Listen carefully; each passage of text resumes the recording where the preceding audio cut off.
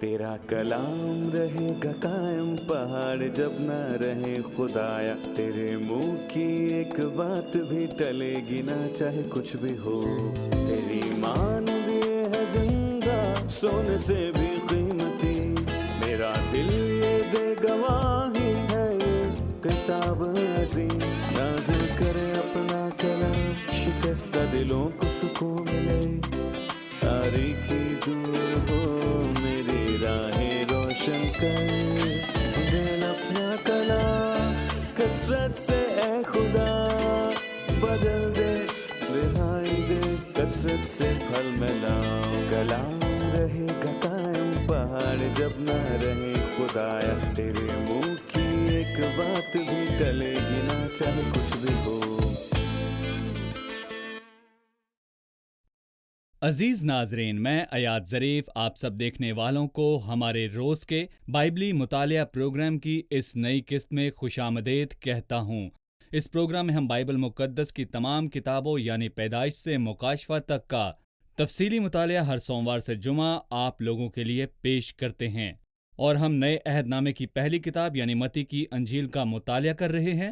پچھلی قسط میں ہم نے متی کی انجیل کا چوتھا باب شروع کیا تھا اور ہم نے یسوع کا شیطان سے آزمائے جانے اور خدا کے بے عیب بیٹے کی فتح پر تفصیلی مطالعہ کیا تھا۔ ہم نے جانا کہ وہ بیابان میں آزمائشوں پر غالب آیا، اور آج ہم اس باب کی 12ویں آیت سے شروع کر کے آخر تک مطالعے کو جاری رکھیں گے۔ میں چاہوں گا کہ آپ اپنی بائبل مقدس کھولیں اور ہمارے ساتھ مطالعے میں شامل ہوں، لیکن سب سے پہلے میں خدا کے خادم بھائی یوسف کو اسٹوڈیو میں خوش آمدید کہوں گا۔ بہت شکریہ بھائی۔ ساتھ ہی موجود دیگر مہمانوں کو بھی خوش آمدید۔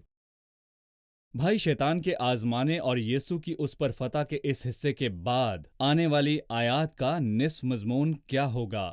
12ویں آیت سے شروع کریں تو ہمیں 3 اہم چیزیں ملتی ہیں۔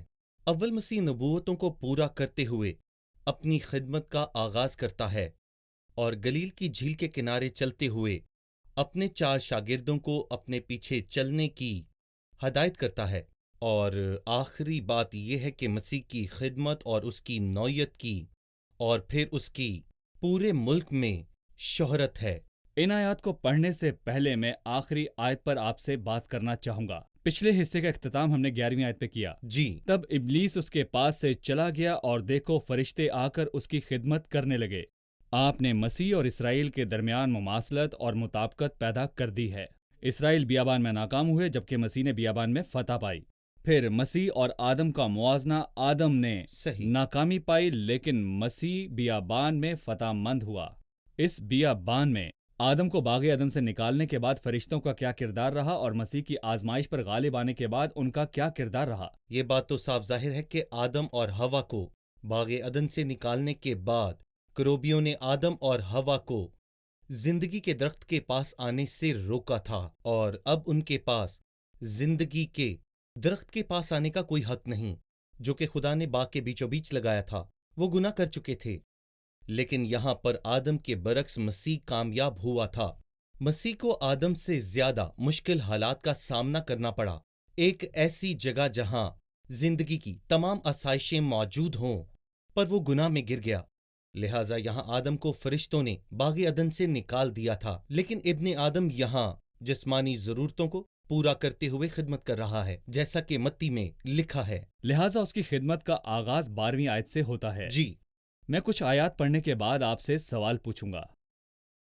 جب اس نے سنا کہ یوحنا پکڑوا دیا گیا تو گلیل کو روانہ ہوا اور ناصرت کو چھوڑ کر کفرنہوم میں جا بسا، جو جھیل کے کنارے زبلون اور نفتالی کی سرحد پر ہے، تاکہ یسایہ نبی کی معرفت کہا گیا تھا وہ پورا ہو کہ زبلون کا علاقہ اور نفتالی کا علاقہ دریا کی راہ یردن کے پار غیر قوموں کی گلیل، یعنی جو لوگ اندھیرے میں بیٹھے تھے انہوں نے بڑی روشنی دیکھی، اور جو موت کے ملک اور سایہ میں بیٹھے تھے ان پر روشنی چمکی۔ اس وقت سے یسوع نے منادی کرنا اور یہ کہنا شروع کیا، توبہ کرو کیونکہ آسمان کی بادشاہی نزدیک آ گئی ہے۔ یسوع گلیل کو روانہ ہوا۔ ایک عام شخص یہ آیت پڑھنے کے بعد سوچے گا کہ یسوع یوحنا کی گرفتاری کے بعد خوف زدہ ہو گیا، اس لیے وہ گلیل کو روانہ ہوا۔ لہٰذا وہ گلیل کیوں گیا؟ دراصل عام پڑھنے والوں کو اندازہ بھی نہیں ہو سکتا کہ یہ نیا عہد نامہ یا پھر 4 اناجیل کیا کہنا چاہتی ہیں۔ سو مسیح کس لیے آیا؟ مصلوب ہونے کے لیے۔ یہ واضح بات ہے، اور وہ اپنے شروع کے الفاظ میں کہتا ہے کہ ضرور ہے کہ ابن آدم اونچے پر چڑھایا جائے، ابن لہٰذا ہمارا مسیح مصلوب ہونے کے لیے آیا۔ جب یوحنا کو قید میں ڈالا گیا تو ہمارا مسیح گلیل کو روانہ کیوں ہوا؟ اس سے پہلے کہ مسیح اپنی خدمت کا آغاز کرتا، یوحنا کی خدمت کا خاتمہ ہوا۔ کسی نے اس واقعے پہ بہت ہی خوبصورت بات کہی ہے کہ اب ہمیں بلب کی روشنی کی ضرورت نہیں، اس کی ضرورت ہمیں کب پڑتی ہے؟ صحیح۔ جب سورج نہیں ہوتا۔ مجھے روشنی کی ضرورت نہیں، کیونکہ سحر انگیز روشنی ظاہر ہو چکی۔ اس لیے اب بپتسمہ دینے والے کی ضرورت نہیں، کیونکہ اس نے قوموں کو تیار کر لیا ہے کہ وہ مسیح کو خوش آمدید کہیں۔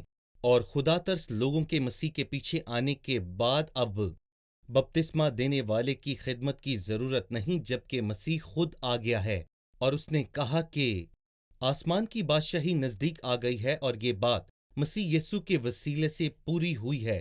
دوسری بات جو مسیح یسوع نے راہ میں شروع کی تھی، وہ شریر قوم کے لیے بالکل بھی پر امید بات ثابت نہیں ہوئی، اور ہم نے پڑھا کہ مجوسی دور سے مسیح کو سجدہ کرنے مجوسی آئے۔ مشرق سے آئے۔ یہ مجوسی کون تھے؟ یہ مشرق سے آئے تھے، جبکہ قوم کے رہنما اور سردار کاہن نے کوشش بھی نہ کی تھی کہ وہ پیدا ہونے والے کے بارے میں جانے کہ وہ بچہ جو پیدا ہوا ہے یہودیوں کا بادشاہ ہے۔ اور مجوسیوں کے بتانے کے بعد انہوں نے قتل عام کا ارادہ کیا، اور ہیرودیس نے بیت لحم اور اس کے گرد و نواح میں قتل عام شروع کروا دیا۔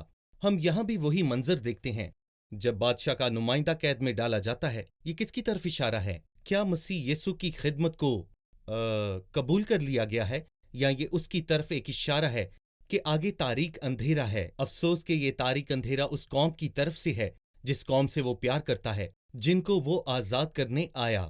یوحنا کو قید میں ڈالا گیا اور یسوع مسیح اپنی خدمت کا آغاز کرتا ہے۔ لہٰذا اس نے اپنی خدمت کا آغاز گلیل سے کیا، وہ گلیل گیا۔ لیکن متی 4:15 میں وہ یسایہ 9 باب کی نبوت کرتا ہے۔ یسایہ 9ویں باب میں جس کا ذکر کیا گیا کہ جو نبی کی معرفت کہا گیا وہ پورا ہو۔ لہٰذا اس تعلق کو بتائیے جو یسایہ 9 اور متی 4 میں کیا گیا۔ جی، یہاں وہ 5 جگہوں کا ذکر کرتا ہے۔ لکھا ہے زبلون کا علاقہ، پھر نفتالی کا علاقہ، اور یہ دونوں علاقے دریائے یردن کے مغرب میں واقع ہیں، اور پھر اس کے بعد سمندر کا راستہ ہے جو کہ بحر روم کے ساحل پر واقع ہے، اور پھر غیر قوموں کی گلیل شمال میں واقع ہے۔ اور یہاں پر میں آپ کو یہ بتانا چاہتا ہوں کہ یہاں وہ تمام شمالی علاقوں کا ذکر کر رہا ہے جسے وہ عام طور پر گلیل کے علاقوں سے منسوب کرتا ہے، جہاں پر یسوع نے اپنی خدمت کا آغاز کیا۔ اور یسایہ کے 9ویں باب میں لکھا ہے کہ اس نے ان جگہوں کو عزت نہ دی۔ اور آگے چل کر ہم دیکھیں گے یوحنا کے 7ویں باب میں لکھا ہے تلاش کرو اور گلیل میں کوئی نبی برپا نہ ہوگا۔ کوئی نبی تو برپا نہ ہوا، لیکن ایک ہے جو تمام نبیوں میں سے عظیم ہے۔ پاک نبیوں کا خداوند اپنی خدمت کا آغاز کرتا ہے، اور جیسا کہ تھوڑی دیر میں ہم دیکھیں گے کہ سارے نہیں بلکہ زیادہ تر مسیح کے شاگرد گلیل سے تھے، لہٰذا اور پھر آخر میں ان جگہوں کو عزت بخشی گئی جنہیں پہلے اس قدر سراہا نہیں گیا تھا۔ جب متی رسول یسایہ 9ویں باب کے الفاظ یہاں بیان کرتا ہے، 16ویں آیت میں وہ لکھتا ہے جو لوگ اندھیرے میں بیٹھے تھے انہوں نے بڑی روشنی دیکھی۔ اگر ہم اس آیت کو دیکھیں جو یسایہ 9ویں باب میں بیان کی گئی ہے تو ہمیں معلوم ہوگا کہ وہ کہہ رہا ہے جو لوگ تاریکی میں چلتے تھے انہوں نے بڑی روشنی دیکھی۔ یہاں پر مختلف الفاظ استعمال کیے گئے ہیں۔ کیا متی ایسا چاہتا تھا یا تبدیلی پاک روح کی ہدایت سے کی گئی؟ کہا جاتا ہے کہ اس تبدیلی میں 2 باتیں ہیں۔ پہلی بات یہ ہے کہ یسایہ میں لکھا ہے جو لوگ تاریکی میں بیٹھے تھے، ایسا لگتا ہے انہیں تاریکی بہت پسند ہے، اس لیے وہ بیٹھ گئے۔ وہ بیٹھے تھے۔ اور جب آپ کہیں جا رہے ہوتے ہیں تو وہ جگہ آپ کو پسند آتی ہے اور آپ وہیں رک کر خوشی سے بیٹھ جاتے ہیں، اور یہی بدقسمت لوگ تھے جنہیں تاریکی پسند تھی اور وہ بیٹھ گئے، اندھیرے میں بیٹھ گئے۔ کچھ لوگ اس کی کچھ اور تشریح کرتے ہیں۔ وہاں کی تاریکی اس قدر تاریک نہ تھی کہ اس میں چلا بھی نہ جا سکے، وہاں چلنا ممکن تھا، لیکن جب وہ تاریک اندھیرے میں بدل گئی تو وہاں پر چلنا بالکل بھی ناممکن تھا۔ اور اس سے ہمیں مصر میں 9ویں آفت کے 3 دن یاد آتے ہیں، جہاں لکھا ہے کہ کوئی اس لائق نہ رہا کہ اپنی جگہ سے ہل سکے۔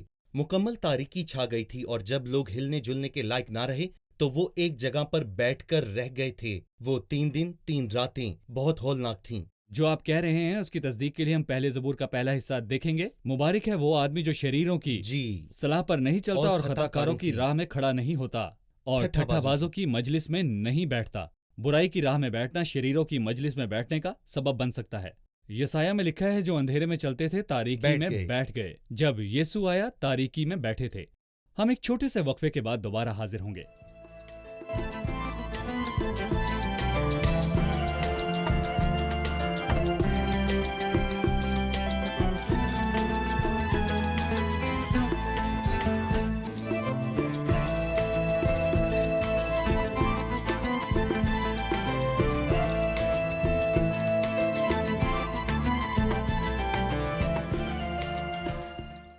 چوتھے باب کی 17ویں آیت میں لکھا ہے کہ اس وقت سے یسوع نے منادی کرنا اور یہ کہنا شروع کیا کہ توبہ کرو کیونکہ آسمان کی بادشاہی قریب آ گئی ہے۔ کیا یوحنا بپتسمہ دینے والے نے بھی ایسے ہی منادی کی تھی؟ جی، پہلی ہماری اس جملے پر توجہ گئی کہ خدا نے اس کے بعد یہ کہہ کر منادی کرنا شروع کی۔ مجھے 16ویں آیت اور اس کی 21ویں آیت یاد آتی ہے۔ اس وقت سے یسوع اپنے شاگردوں پر ظاہر کرنے لگا کہ ضرور ہے کہ وہ مصلوب ہو۔ اس وقت سے اس نے کہنا شروع کیا کہ آسمان کی بادشاہی نزدیک آ گئی ہے۔ لیکن 16ویں باب میں ایسا لگ رہا ہے کہ آسمان بہت دور ہو گیا ہے۔ وہ بتا رہا ہے کہ بادشاہ کو مصلوب کیا جائے گا۔ کیا یوحنا بپتسمہ دینے والے کی بھی منادی یہی تھی؟ تو جواب ہے جی ہاں، اس نے ایسا ہی کہا۔ بادشاہ موجود ہے، زمین بھی ہے اور لوگ بھی ہیں۔ صرف ایک چیز رہ گئی ہے جس کی ضرورت ہے اور وہ ہے توبہ کہ آپ توبہ کریں۔ اور یوحنا نے بھی یہی کہا، لیکن بدقسمتی سے لوگوں نے توبہ نہیں کی اور بادشاہ نے یوحنا کو قید میں ڈال دیا۔ اب کیا ہوگا؟ اور یسوع المسیح بھی یہی منادی کرنے کے لیے آیا کہ بادشاہی نزدیک آ گئی ہے۔ لیکن کچھ لوگ ایسا کہتے ہیں کہ یہ الفاظ کے بادشاہی نزدیک آ گئی ہے یوحنا بپتسمہ دینے والے کے الفاظوں سے بہت زیادہ فرق ہے۔ یوحنا کی منادی میں یہ کہا گیا ہے کہ بادشاہی نہیں آئی بلکہ نزدیک آ گئی ہے، پر مسیح کے مطابق وہ ہمارے درمیان ہے۔ آپ نے بس اس پر ایمان لانا ہے تاکہ اس کی بادشاہی سے محظوظ ہو سکیں۔ لکھا ہے سب چیزوں کی بحالی کا وقت اور تازگی کے آنے کا دن۔ لیکن بدقسمتی سے اناجیل میں درج واقعات کے تسلسل سے ہمیں معلوم ہوتا ہے کہ انہوں نے اس پیغام کو رد کیا۔ انہوں نے بادشاہ کو رد کیا اور اسے مصلوب کیا، اور لکھنا مناسب نہ جانا کہ یہودیوں کا بادشاہ، بلکہ اس کے بجائے یہ لکھا کہ میں یہودیوں کا بادشاہ ہوں۔ اس سے پہلے کہ ہم مسیح کی گلیل میں خدمت پر بات ختم کریں اور شاگردوں کی بلاہٹ پر بات کریں، میں اس شہر پر جس میں مسیح رہتا تھا بات کرنا چاہوں گا۔ 13ویں آیت میں لکھا ہے جی، اور ناصرت کو چھوڑ کر کفرنہوم میں جا بسا، صحیح، جو جھیل کے کنارے پر ہے۔ میں کہنا چاہوں گا کہ کفرنہوم کا مطلب آرام ہے۔ جی، کیا یہ لفظ مسیح کی خدمت کے تعلق سے کوئی مطابقت رکھتا ہے؟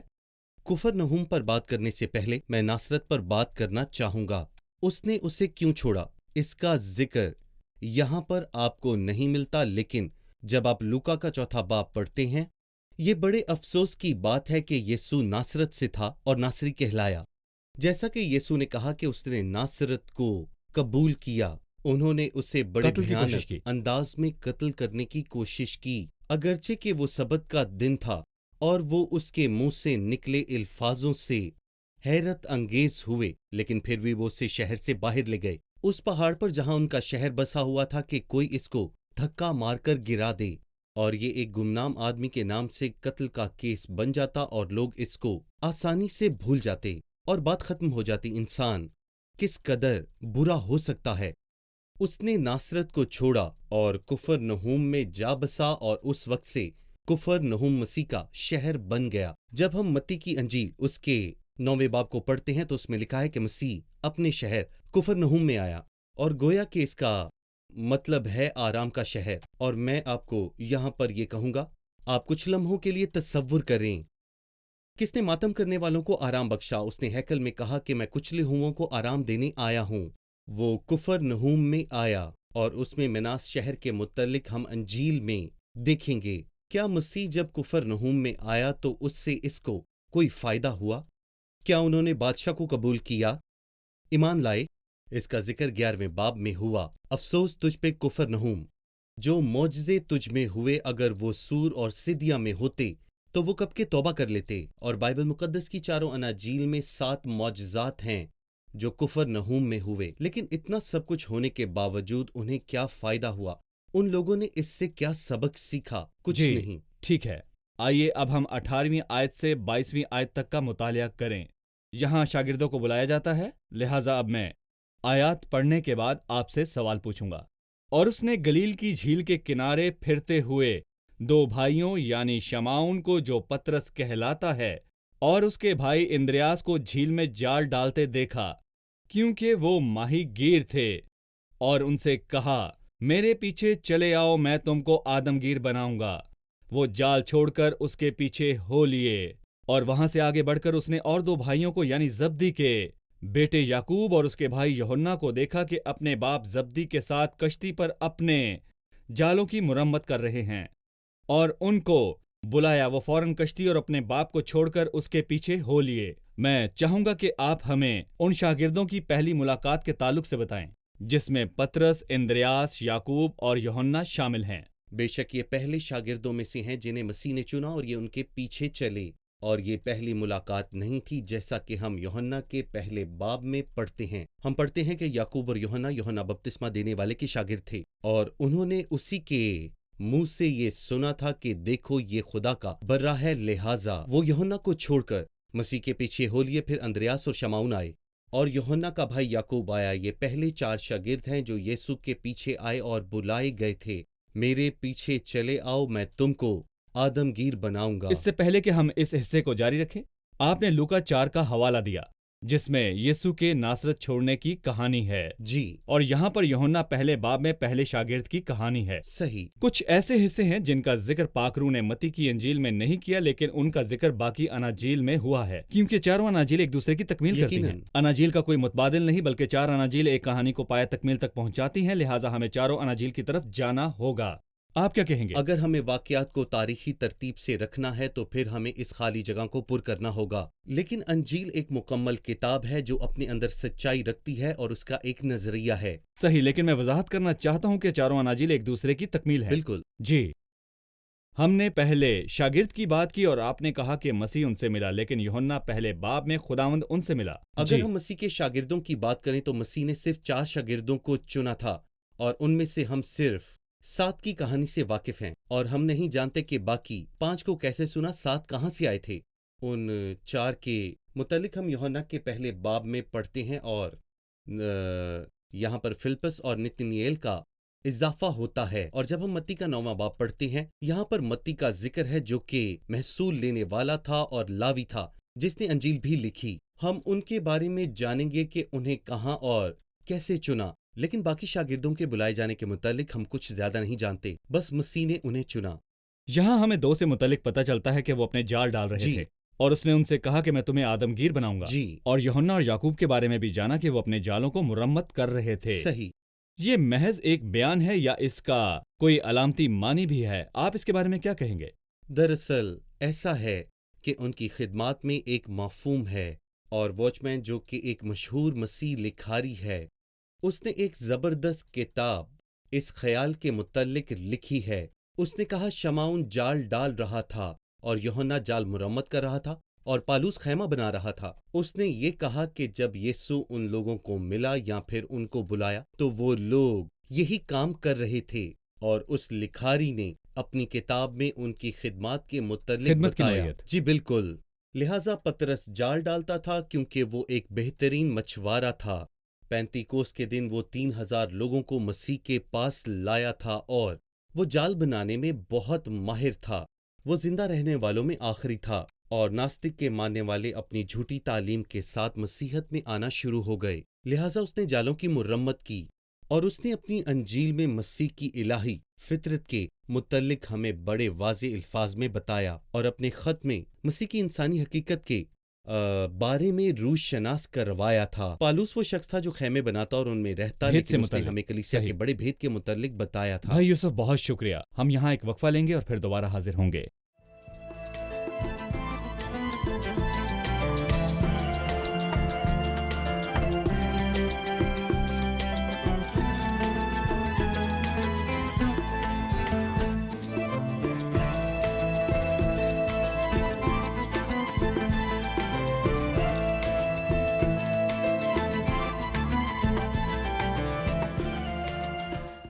चौथे बाब की 23वीं आयत में लिखा है, और यीशु तमाम गलील में फिरता रहा और उनके इबादत खानों में तालीम देता और बादशाही की खुशखबरी की मुनादी करता और लोगों को हर तरह की बीमारी और कमजोरी को दूर करता रहा। हम यहाँ 3 फेल देख सकते हैं, तालीम, मुनादी और शिफा।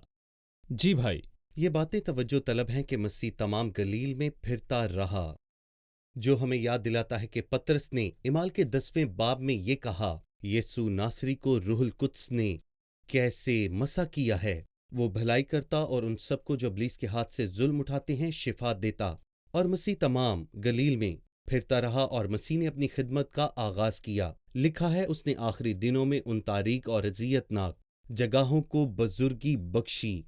और ये भी लिखा है कि वो शहर शहर और गांव गांव फिरने लगा। इससे हमें लूका के 8वें बाब की पहली आयत याद आती है, जहां लिखा है कि थोड़े अरसे बाद वो शहर शहर और गांव गांव फिरने लगा। ये इब्रानी तर्जमे में वाज़े नहीं है, लेकिन बाकी तर्जमों में ये वाज़े तौर पर लिखा है कि वो शहर शहर और गांव गांव फिरने लगा, वो गांव गांव फिरता रहा तसलसल से। और तीसरे तर्जुमे में लिखा है वो हर शहर और हर गांव में फिरता रहा था। लिहाजा मेरा ख्याल है कि मसीह गलील में कोई भी ऐसा गांव ना होगा और ना ही कोई जमीन होगी जहां पर मसीह अपनी जिंदगी में एक बार ना गया हो। यहाँ पे वाज़े अल्फाज में लिखा है कि उन जगहों को बुजुर्गी बख्शी गई, लेकिन यीशु वहां पर क्या कर रहा था? वो वहां पर 3 काम कर रहा था। जैसा कि हमने पहले सवाल में सुना, तालीम जिसकी इंसान को बहुत ज्यादा जरूरत थी, उसने कलाम को खोला और उनको तालीम दी। सबसे पहले उसने आसमान की बादशाही की तालीम दी, जो पुराने अहदनामे में लिखा है, सो अगर तुम तौबा लाओ और ईमान रखो तो ये सब कुछ तुम्हारे लिए है। मतलब वो अपना काम यानी मुनादी कर रहा था, लेकिन उसने इंसानों को दुख और अजियत की हालत में भी देखा। उसने रूह में खिदमत की और उनको शिफा दी, जैसा कि लिखा हुआ है। उन्हें हर तरह की बीमारी से शिफा दी। वो उनके लिए एक स्पेशलाइज्ड डॉक्टर है। कोई किसी बीमारी में मुब्तला था, कोई किसी और बीमारी में मुब्तला था, लेकिन मसीह किसका स्पेशलिस्ट था? वो हर तरह की बीमारी और कमजोरी को दूर करने में स्पेशलिस्ट था। बीमारी और कमजोरी में फर्क क्या है? कमजोरी बीमारी की वजह से है और ये उसकी अलामत है। क्या यीशु ने बीमारी को दूर किया या फिर उसकी अलामत को दूर किया? जी हां, उसने दोनों को दूर किया। सही भाई यूसुफ, ये जुमला 9वें बाब की 35वीं आयत में भी आया है। और यीशु सब शहरों और गांवों में फिरता रहा और उनके इबादत खानों में जी। तालीम देता और बादशाही की खुशखबरी की सही। मुनादी करता और हर तरह की बीमारी और हर तरह की कमजोरी दूर करता रहा। मैं पाक रूह की और तरतीब शिफा। जो बनाई गई है उसकी कदर करता हूँ, पर रूह अव्वल दर्जा रखती सही। है। फिर जिस्म की बात आती है, जिसने अभी लोगों का जहन पकड़ रखा है। क्या अब लोग रूह और जान की शिफा के मुतलाशी हैं या सिर्फ जिस्मों की शिफा चाहते हैं? जब वो शिफाया इबादात में जाते हैं या उन मीटिंग्स में जो शिफाया इबादात कहलाती हैं और दूर दराज जगहों पर जाते हैं ताकि अपने बदनों के लिए शिफा हासिल कर सकें या मुश्किलात से छुटकारा पाएं। लिहाजा ये सब बाहर जिस्म तक महदूद है, लेकिन रूह का क्या होगा? जी भाई। इस बात से हैरान होने की कोई भी जरूरत नहीं। जैसा कि यूहन्ना के 6 बाब में लिखा है, जब यीशु के पास हजारों की तादाद में लोग जमा हो गए तो यीशु ने उनसे कहा कि तुम मुझे इसलिए नहीं ढूंढते कि मौजज़े देखो, बल्कि इसलिए कि तुम रोटी खाकर सैर हो। लिहाजा वो उसके पीछे चलते रहे थे, जो दुनिया का निजात दहिंदा है और वो जिंदों और मुर्दों की अदालत के लिए आने वाला है। लिहाजा उन्होंने खाने को तरजीह दी, उन्होंने उसी दिन को जिंदा रहने को तरजीह दी और आने वाले दिन मर ही जाना था। नपोलियन ने कहा था, लोगों के पेट उन पर हुक्मरानी करते हैं, हत्ता कि मसीह के दिनों में भी उनके पेट उन पर हुक्मरान थे और उन्हें बस इनकी फिक्र थी। लेकिन उनकी रूहें, जिन्हें कोई नहीं देखता, बेवकूफ थीं। लेकिन इस जहां के खुदावन ने बेईमानों की अक्लों को अंधा कर दिया।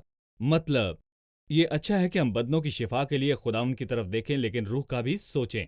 हो सकता है खुदावंद किसी को मौजज़ाना तौर पर शिफा बख्शे, लेकिन अगर वो शख्स अभी तक निजात याफ्ता नहीं हुआ तो जहन्नुम में जाएगा। लिहाजा खुदावंद तरजीहात को ठीक सिमत में लेकर जाना चाहता है, रूह जान पहले और बाद में जिस्म। और खुदावंद जिस्मानी बीमारियों को दूर करने की कुदरत रखता है बेटे के तजस्सुम के बगैर भी। वो सिर्फ शिफा देने के लिए नहीं आया, वो आसमान पर भी हाकिम के वसीले ये करता था। لیکن وہ اس لیے آیا کہ ہم سب کو ہمیشہ کی زندگی بخشے۔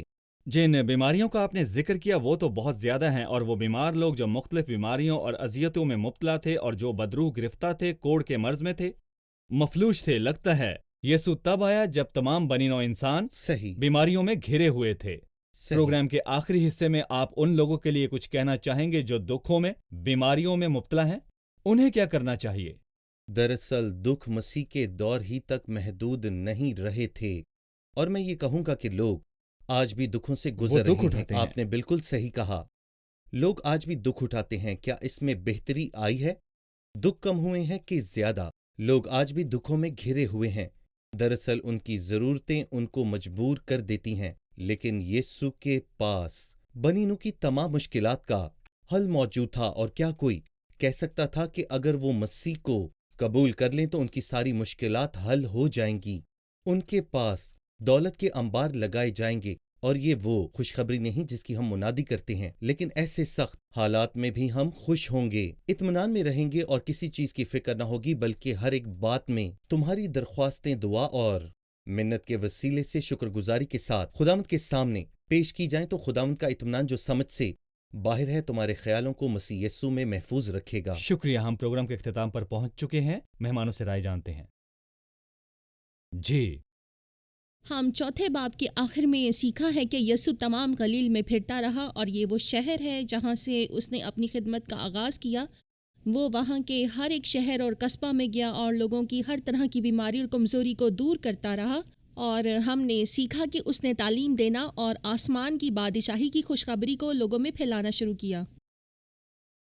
خداوند صرف اس لیے نہیں آیا کہ وہ لوگوں کو بیماریوں سے شفا دے، بلکہ روحوں کو بربادی سے بچائے۔ سب سے افسوسناک بات یہ ہے کہ خدا جو اطمینان کا خدا ہے کفرنہوم میں آیا، جس کا مطلب ہے آرام، اور چند لوگوں نے ہی اس سے فائدہ اٹھایا اور اسے قبول کیا۔ شکریہ، خدا آپ سب کو برکت دے۔ بھائی یوسف، خدا آپ کو کا بھی برکت شکریہ۔ دے۔ عزیز ناظرین، متی کی انجیل اس کے چوتھے باب میں کلام یسوع کے بارے میں کہتا ہے وہ ناصرت کو چھوڑ کر کفرنہوم میں جا بسا، اور چوتھے باب کا اختتام اس بات پر ہوتا ہے کہ وہ لوگوں کو ان کی ہر طرح کی بیماری اور کمزوری سے آزاد کرتا ہے۔ تمام بیمار اور کمزور اس کے پاس آئے اور ان کو اس میں پناہ ملی، انہیں شفا دینے والا طبیب مل گیا۔ یسوع آ کر کفرنہوم میں بس گیا، جس کے نام کا مطلب ہے آرام کی جگہ، جیسا کہ اس نے کہا کہ اس کا مشن سب مصیبت زدہ کو آرام دینا ہے، اور بے شک جب مصیبت زدہ اس کے پاس آئے تو اس نے انہیں آرام دیا اور انہوں نے سکون محسوس کیا۔ عزیز ناظرین، میں آپ کو بتانا چاہتا ہوں، ہو سکتا ہے آپ کسی بیماری میں مبتلا ہو جس کا آپ نے ذکر نہ کیا ہو، یا کسی بے چینی کا شکار ہوں، یا کسی روحانی مسئلے کا شکار ہوں، لیکن صرف یسوع مسیح کے وسیلے آپ شفا پا سکتے ہیں۔ مسیح آپ کو ہر طرح کی جسمانی بیماری سے آزاد کر سکتا ہے، لیکن یسوع کو جسموں سے زیادہ بھٹکی ہوئی اور مردہ روحوں کو آزاد کرنا ہے۔ مردہ روحوں کو شفا اور مردہ روحوں کو زندگی بخشنا اہم ہے۔ اگلی قسط میں آپ سے پھر ملاقات ہوگی۔ خدا آپ سب کو برکت دے۔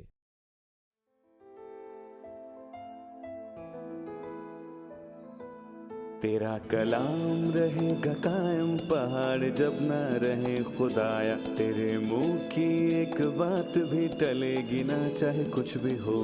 تیری مانند یہ ہے زندہ، سونے سے بھی قیمتی، میرا دل یہ دے گواہی ہے، یہ کتاب عظیم نازل کرے اپنا کلام، شکستہ دلوں کو سکون ملے، تاریکی دور ہو میری راہیں روشن کر، دل اپنا کلام کثرت سے اے خدا بدل دے، رہائی دے کثرت سے پھل ملاؤ۔ کلام رہے گا قائم، پہاڑ جب نہ رہے خدایا، تیرے منہ کی ایک بات بھی ٹلے گی نہ، چاہے کچھ بھی ہو۔